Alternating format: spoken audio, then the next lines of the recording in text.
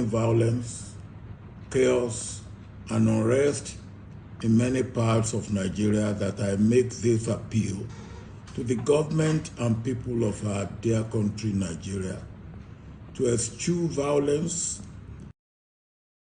dialogue in finding solutions to the challenges we face as a country.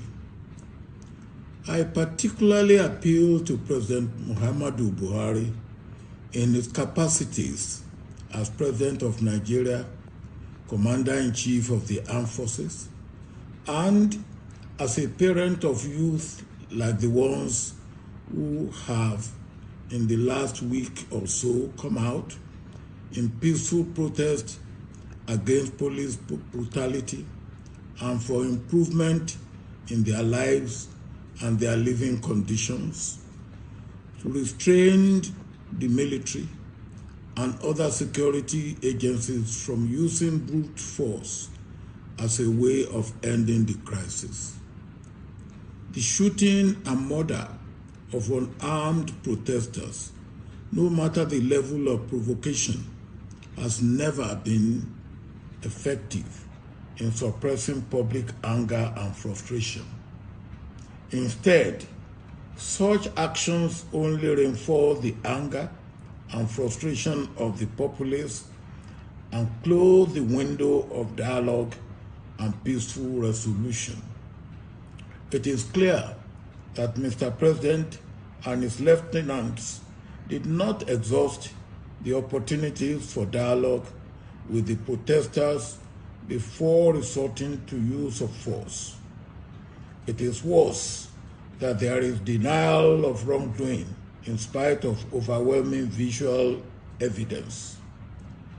Great harm has now been done, but it can be stopped before it completely spirals out of control. We are at a critical moment in this crisis, and Mr. President must act now before it is too late. This time demands leadership and mature leadership as such. Most of the demands of the protesting youth, which Governor Babajide Sanwo-Olu of Lagos State swiftly took to the president, are not unreasonable and can be met without anyone's political interest or ambition being threatened. It is imperative that leaders at all levels, starting with Mr. President, must demonstrate meekness, humanity, humaneness, and sincerity in meeting the legitimate demands of the protesters and ensuring that justice is served where it must be served. These are the most potent ways of ending this crisis now. The youth too, I will want you to give peace a chance while making your legitimate demands.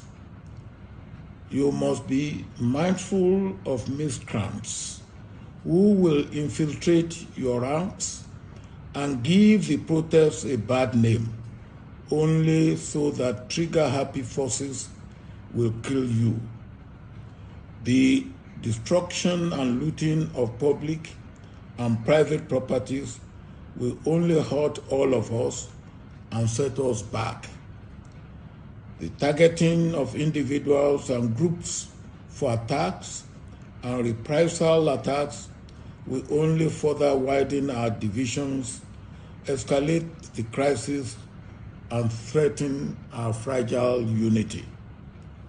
This is yet another moment when our nation is on the edge of a cliff. Our individual and collective actions now and in the next few days will determine where we will go as a nation. May God